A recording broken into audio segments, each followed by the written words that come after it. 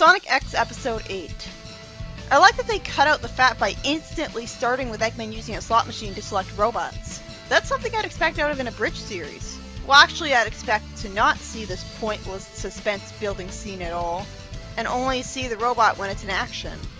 Then some humans panic because an unknown object was spotted 5 minutes ago, as they realize Eggman's up to something.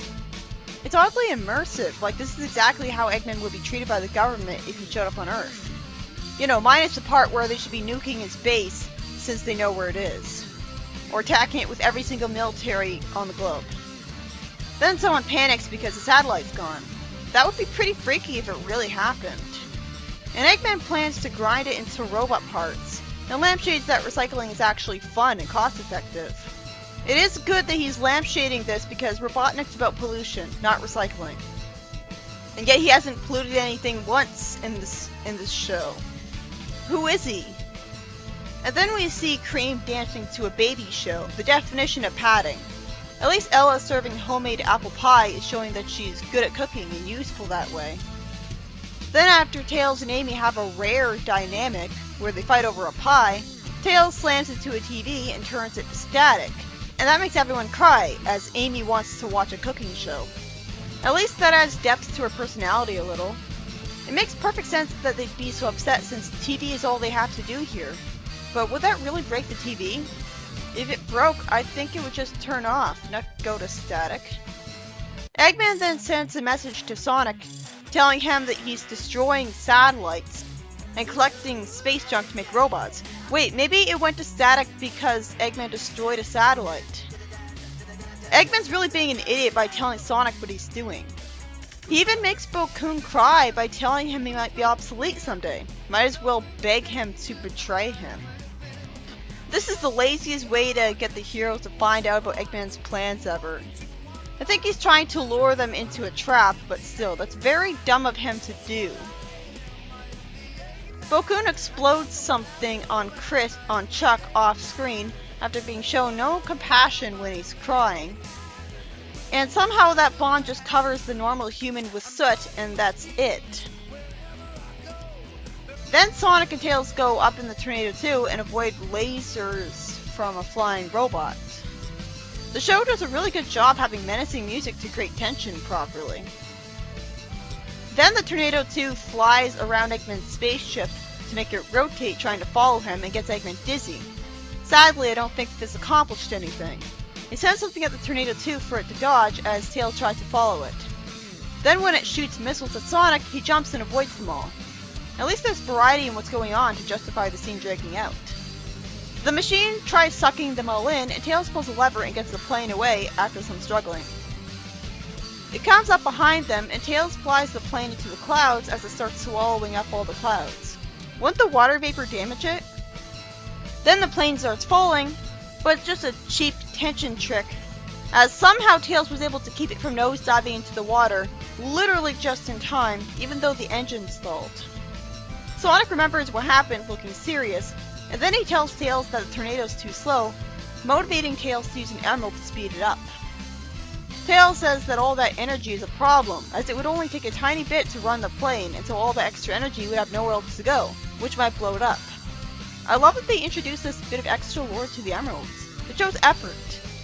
Chuck wants to find a way to not waste all the energy, so Tails decides to make 2 engines instead of 1.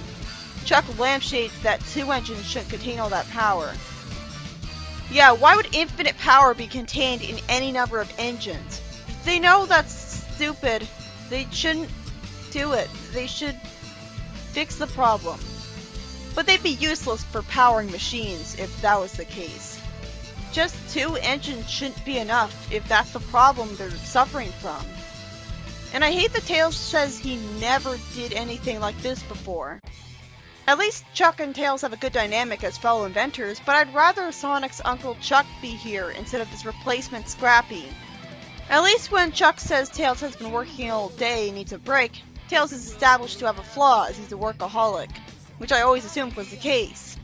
Then we see the TV turn on again, and Eggman shows that he's got a TV show broadcasting from his base. He says he's for a cleaner, safer stratosphere and brags about himself. At least he's good at being an entertaining TV show host here. Naturally, the government wants to launch a counterattack against him. Then Tails presents his improved Tornado X. The government fires a laser, and the spaceship reflects it effortlessly, and the Super Sweeper starts working. Then Chris wants to come with Sonic and Tails because obligatory kid appeal character. Sonic lampshades that the plane's only a 2-seater, and Tails tells Sonic he made an extra seat. Great, take Chris along so he'll be a hostage. Or useless. Sonic even lampshades that he doesn't want him to get in the way. I understand why Chris would want to join the excitement, but that's very stupid of him since he has nothing to contribute. It's irresponsible of Sonic and Tails, I wouldn't expect it of Tails, to let him come along for no reason. Not to mention it's very irresponsible of Chuck, Chris's caretaker. But somehow they take off with Chris anyways, and the plane enters a hyperspeed mode and gets caught by Eggman's radar. With the plane being faster, they make it to the spaceship, and Sonic jumps around the top of it avoiding lasers, and Tails has his back with the plane. Tails says he can't get closer, and Sonic smashes himself through the yellow part of the spaceship and creates an explosion. And somehow, Amy is watching the whole scene through the TV, so can everyone see this? How? I thought the TV was only broadcasting Eggman's island base, which should only result in the governments of the world nuking it. But to be fair, they'd have to search every island ever to see which one has a tower on it. Sonic plunges onto the spaceship, and Tails' plane keeps fighting it, with Eggman saying he's fighting dirty. There's no way Sonic X Earth doesn't have an extended atmosphere, because with him being so high up, his feet and the plane freezing into ice would be the least of their problems. He wouldn't be able to breathe. Sonic wouldn't be able to talk and smirk. He'd have long since passed out of oxygen deprivation from ascending too fast without taking long breaks to adjust to the thin air. Tails tells Chris to connect a ring to the yellow cable underneath the seat, so Chris is being useful, which justifies his existence, and even has to struggle to do that, making it tense. But yeah, why is ice covering the plane and Sonic when there's no water vapor to freeze? It has to have an extended atmosphere, where the ice would come from. Sonic breaks out of the ice all warmed up with no hypothermia whatsoever. That was a completely ridiculous part of the episode that was very distracting. And I guess Sonic had a ring since he spin dashes all the way through the green spaceship and completely destroys it. Like, at least he took multiple hits to destroy it. And consequences are shown, as Sonic's warming his feet with hot water at the end of the episode, and he's given some chili to warm himself up, without eating a chili dog. Although I am completely sick of Sonic eating chili dogs by this point. And Sonic's OC because he gives Tails the credit saying he's the real hero, which is true, but still. Sonic's the one who destroyed the spaceship. They'd be doomed without him. And Amy says she made ice cream herself, which is very impressive. But she should know that he's trying to get warmer. That was forced. This was a pretty good episode after the last one. It's all about tension making Eggman menacing, to the point where I'm wondering how the abridged series managed to do this episode properly with its focus on comedy. I've already forgotten how it did it. I'm wondering if it even did it at all. Actually, they never did. And that was a very wise choice on their part because this is all about being an epic, tense action episode, and it's not exactly rife with comedy potential. There's nothing to parody. It's the show at its best. Eggman has this flying spaceship that uses a vacuum to destroy satellites and make robot parts out of it. Wait, how can it vacuum up things in space when there's no air? Sonic X Earth has to have an extended atmosphere then. Because combine that with Sonic still being perfectly fine no matter how high up he goes, with the only problem he has to deal with being that he's freezing. Literally freezing because some water vapor shows up out of nowhere just to freeze into ice around him in the plane. That was completely ridiculous and very distracting for how seriously the episode was being taken before that point. I like that there's a lot of genuine tension where the plane can't handle going after Eggman at first, and it needs to have an extra engine for the Chaos Emerald X's energy. And Tails has to make it faster than normal to get Sonic to the machine. Eventually, Sonic destroys it by just spin dashing it to death over and over again, as you'd expect.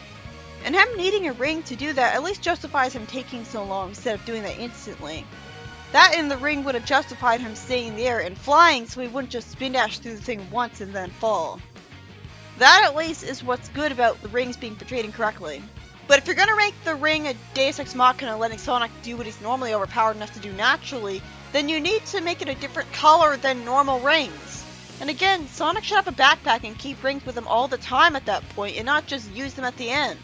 The only reason he does it is meta logic, and it makes everyone involved look utterly stupid.